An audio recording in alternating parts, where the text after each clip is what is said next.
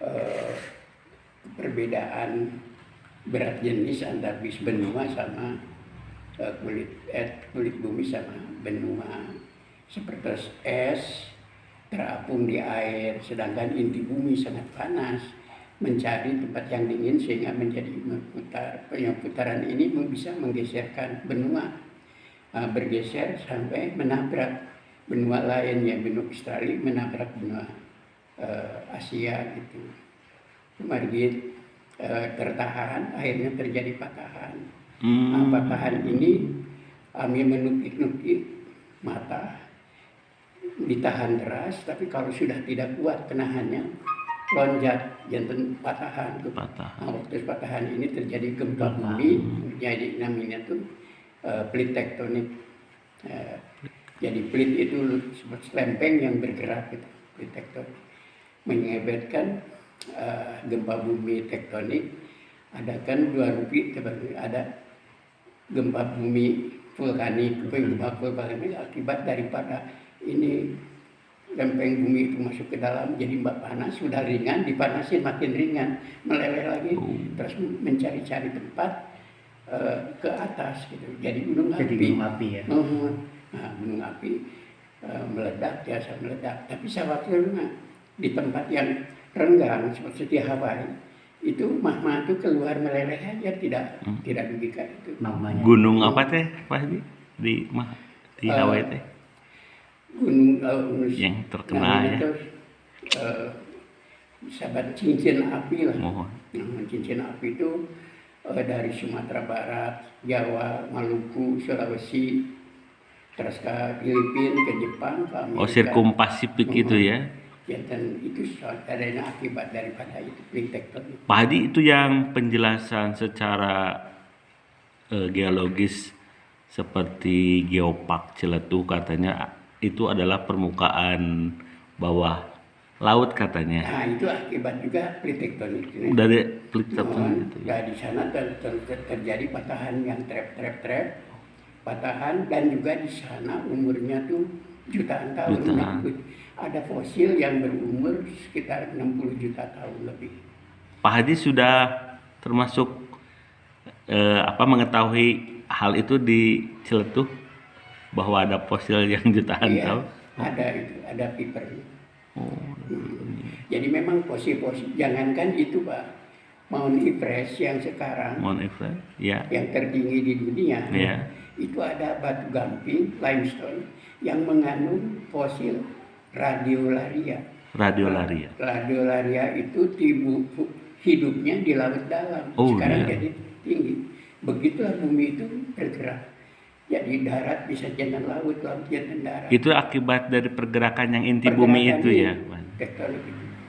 Apalagi Sulawesi itu ada dari Amerika, Samudra Pasifik ya. Samudra Hindia, jangan ganggu sering terjadinya Filipina sarang Sulawesi itu tektonik gempa. Diaping oleh dua cincin rangkaian gunung berapi itu. Ada yang bergerak itu. Yang lempengan itu ya. Dua lempeng bergerak ke Asia. Pak Haji, kalau secara keilmuan itu bisa diprediksi nggak semacam tumbukan patahan benua itu? Ada sekarang diawasin berapa sentimeter itu gerakannya, sudah ada alat deteksinya seperti tsunami misalkan bisa terdeteksi. Ya, apakah itu ada alat deteksinya juga? Perbedaannya tidak fix sekian jam atau harinya, tapi ada biasa bakal paling model ya mungkin ya model waktu gitu. Dan sekarang juga bisa menentukan umur absolut. Kalau dulu umur relatif aja, di bawah lebih tua daripada di atas. Sekarang ada mineral-mineral tertentu di mana waktu membeku itu bisa dideteksi half life daripada mineral. Seperti mineral uranium kan half life-nya banyak, lama sekali, tapi kalium sangat half life-nya ada yang jam-jaman, hari-harian, tahun-tahunan biasa. Jadi dicari mineral itu bisa diketahui umur absolutnya kapan terjadinya. Sudah sampai ke situ ya, Haji? Ini Pak Haji nih berbicara, kita punya pengalaman secara tim ketika mengeksplor Cimandiri. Tapi ini kabarnya dari dimensi, sebutlah dimensi astral gitu. Bahwa dari informasi dimensi astral itu dulu Cimandiri katanya lautan. Biasanya Lautan. Bagaimana penjelasannya Pak Haji? Penjelasan posisi luar biasa. Kayak pabrik semen kan dari limestone. Itu kalau diperiksa di sayap kecil terus dilihat di mikroskop itu banyak binatang-binatang laut. Jelas kerang, maksud itu. Dulunya ada. Nah, itu ada hubungannya juga mencari minyak, umpamanya dari binatang laut itu karena kalau emas, perak, tembaga, bangsa logam dengan gunung api hubungannya. Tapi umpamanya dengan sedimen minyak, batu bara itu dengan itu. Batuan sedimen, batuan endapan, kapur, bangsa itu endapan laut itu. Makanya ada endapan dalam, ada endapan laut. Sepertinya di Jawa Timur sekarang katanya diketemukan yang dulunya musibah Lapindo itu. Lumpur Lapindo sekarang katanya ada mineral jarang yang baru keluar keluar setelah sekian tahun itu ya, baru lumpurnya. diketahui dan itu berguna untuk Oh ya Allah. Jenis baru itu, Pak. jenis baru Ya Pak. rare mineral rare itu jarang namanya dikerjakan sama orang dulu musibah sekarang ada manfaat penemuan baru teori plate tektonik juga Termasuk ya Pak Haji upami ka Karangpara kan aya ning eta mah karang we sadayana, jadi kemungkinan dulu ini juga bisa jadi jutaan tahun, ribuan tahun kita ini lautan ya. Ada yang namanya pre-tersier dan tersier dan kuarter. Yang muda itu kuarter, lalu di atas bawah kuarter itu tersier, di bawah tersier itu pra-tersier itu.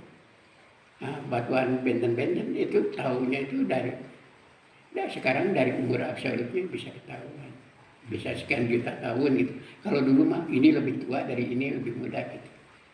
Jadi makin ke sini makin tergali gitu.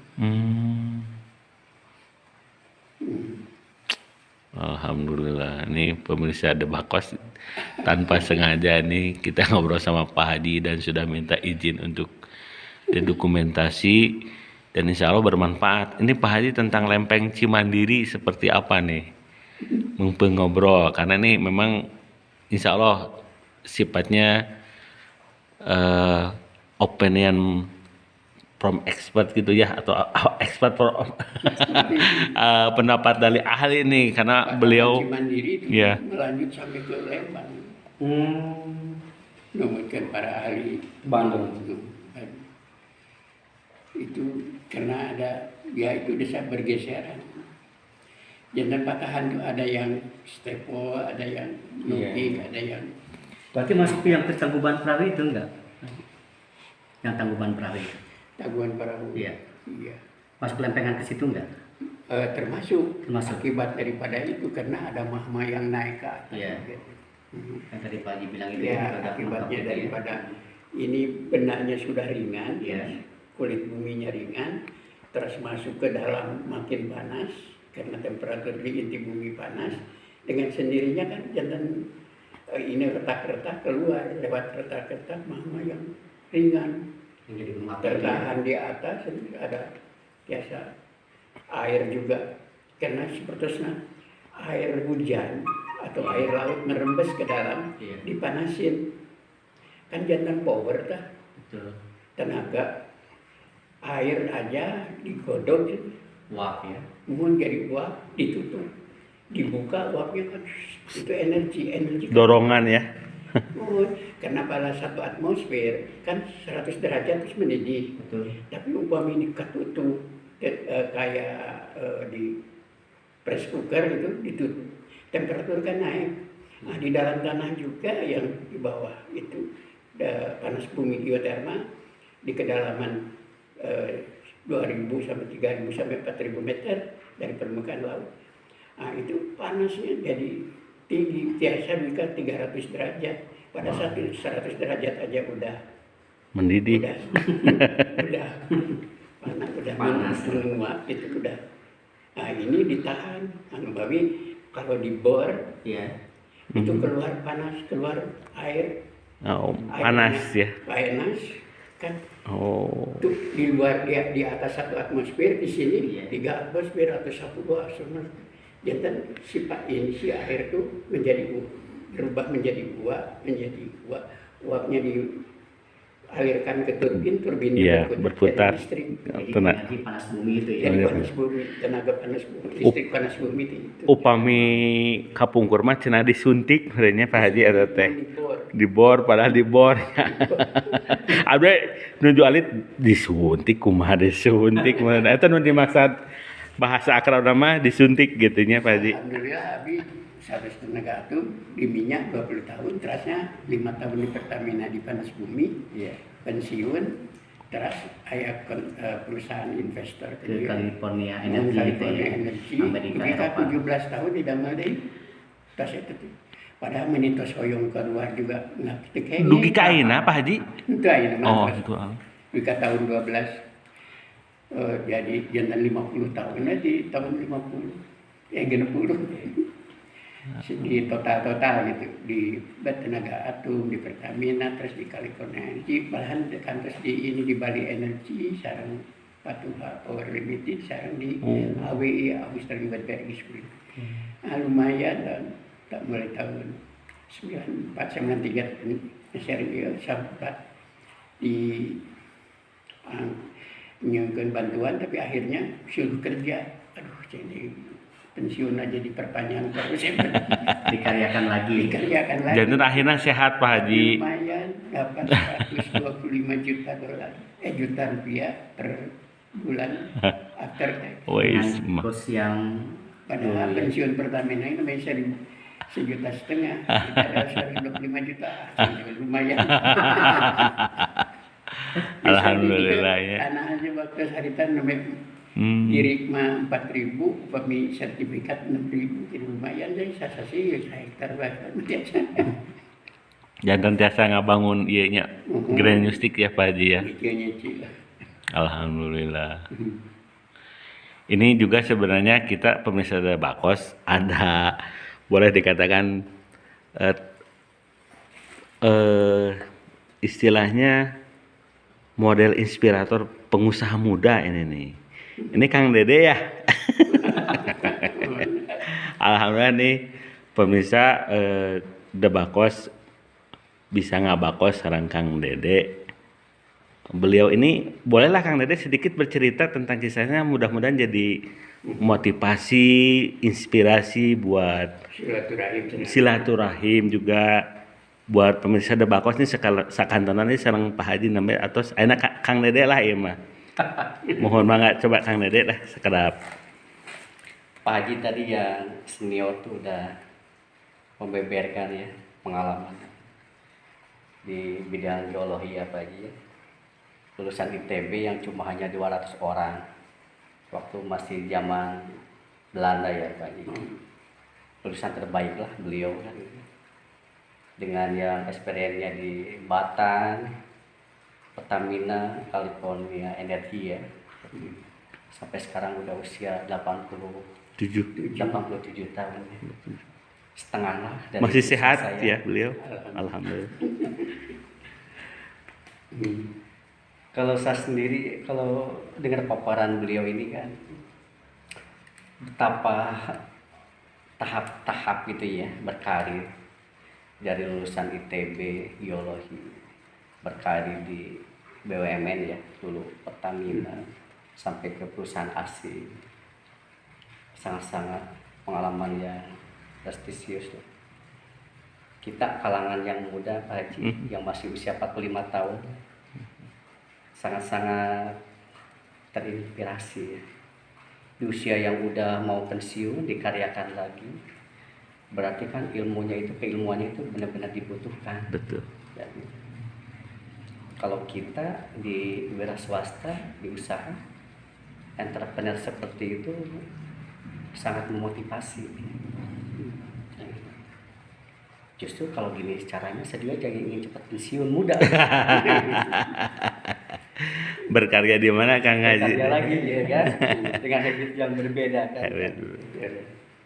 Tapi kalau di bidang usaha, kalau untuk kondisi yang kayak sekarang seperti ini ya, dengan beberapa segmen usaha, apalagi yang sekarang COVID-19 kayak gini, ada beberapa jenis usaha memang ada yang kena imbasnya, ada yang tetap hasilnya juga konstan kayak gitu.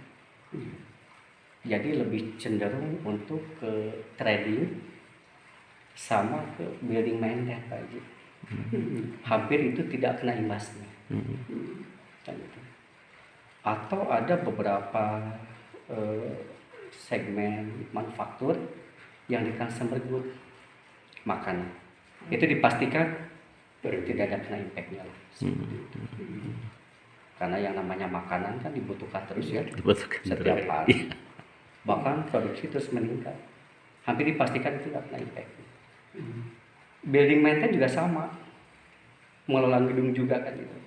Selama gedung itu masih berdiri, kan biaya maintenance itu kan lebih mahal ya Pak Haji, daripada biaya membangun kan gitu. Pemeliharaan itu lebih mahal. Kan begitu ya. Paling di kondisi yang kayak sekarang ini itu yang masih dianggap masih konstan lah ya. Jadi susah itu. Kalau yang lainnya masih kena impact. Kesehatan mungkin maju. Iya. Lah ibaratnya kan sama juga. Sekarang kalau untuk di perbankan juga belum ada yang lending kan? Kalau untuk di kredit juga hanya plat merah aja kan yang sekarang udah bisa lending untuk kredit. Itu pun kan terbatas hanya untuk pangan dan kesehatan. Jadi UMKM itu masih prioritas kan seperti itu. Kalau untuk yang lain ya belum bisa sama sekali. Wisata mah terpuruk bisa, Sangat sekali. sangat terpuruk. Termasuk perhotelan, sarang restoran, sarang transportasi. Betul seperti itu. Makanya disikapinya, usaha nih yang untuk kondisi saat ini yang aman, yang hasilnya itu konstan. Beberapa vendor juga yang mengalami invoice-nya yang outstanding, yang banyak dirapelkan, kan begitu.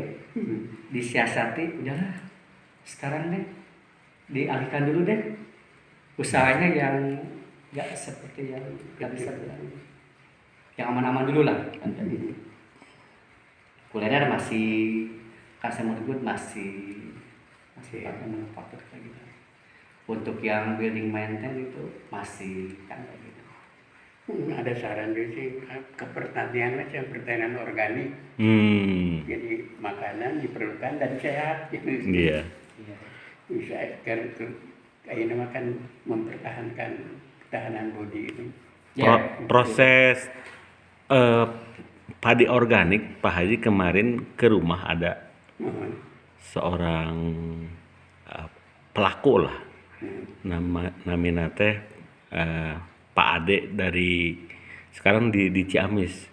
Jadi memang agak lama katanya prosesnya itu dan tidak seperti yang biasanya, tapi hasilnya itu luar biasa gitu. Dari sisi harga katanya gitu. Cuma proses untuk ke situ teh istilah nama upah menu biasa mah tiasa tilu sasih, ieu mah salapan sasih prosesnya gitu. Seharusnya ini apa? Belum disenangi oleh petani karena memerlukan volume yang besar. Betul. Karena nutrisinya kecil gitu. Tapi sebetulnya produksinya berlipat. Nah, kami juga mencoba dulu tuh membuat pupuk organik dari saya punya kubung jamur, daripada dibuang itunya backgroundnya dijadikan pupuk organik, ditambah bekatul, ditambah mikroba gitu. Saya alhamdulillah. Oh ya. Pak Haji juga sudah ya? Iya, sudah. Oh alhamdulillah. Nah, menanam padi itu hanya satu biji di pot, itu berkembang menjadi 67 batang. Satu batang berapa malai, satu malai berapa butir. Coba dari satu biji. Dan juga membuat benihnya itu ini aja nggak di tanah. Kalau di tanah gitu kan katanya benih itu disiksa. Ini dalam 7 hari ini aja di pupuk organik disimpan. Oh, medianya Dia beda dengan yang di sawah itu ya, Medianya bro. Iya. nanamnya juga satu-satu, Pak. Dicabut, hati-hati, terus akarnya karena pupuk organik itu pupuk yang porus. Jadi bisa berisi air. Jadi kalau ngambil tanah, mau 1 kilo dari tanah sawah biasa, dan dengan pupuk organik 1 kilo, air 1 liter dilewatkan ke tanah biasa, itu 1 liter lewat aja. Tapi kalau ke pupuk organik, 1 liter tuh yang lewat hanya setengah liter. Jadi ada dikandung di dalam tanah itu sendiri. Sedangkan akar itu kan perlu ngambil makanan itu dari larutan yang ada di dalam tanah. Dan juga si akar itu cepat sekali lewat karena tidak padat.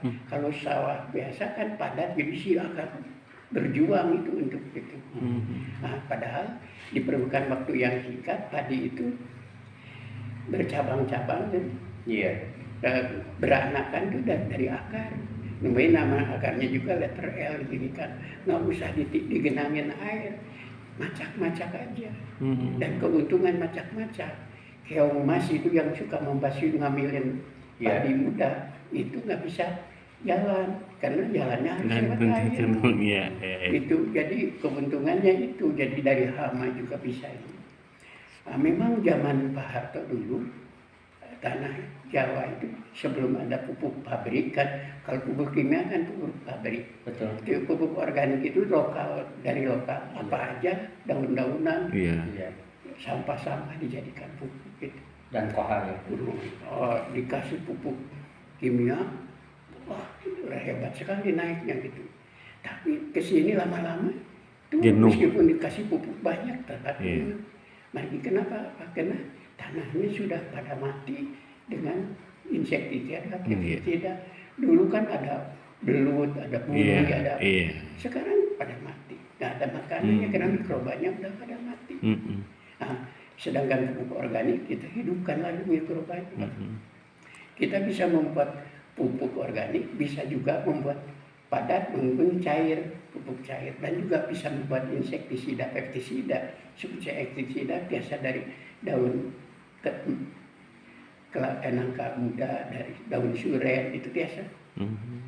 Dari kunyit, dagot gitu dimanfaatkan. Jadi kapung kurma jarami tilas parete geninya sok diduruk terus.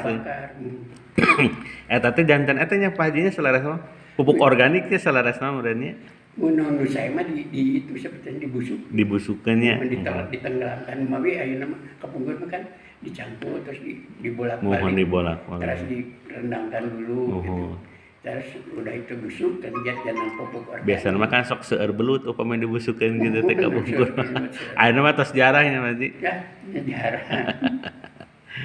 Alhamdulillah ya Allah, ini sebenarnya obrolan yang direkam tanpa sengaja, seperti itulah The Bakos Channel itu, tanpa settingan, tanpa rencana sebelumnya, tapi ini atas izin dari Kang Dede juga nih, pengusaha muda ya.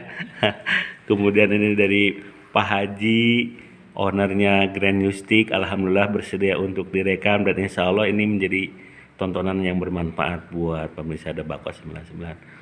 Untuk sementara seperti itu dulu. Terima kasih Pak Haji. Tengah haja-haja.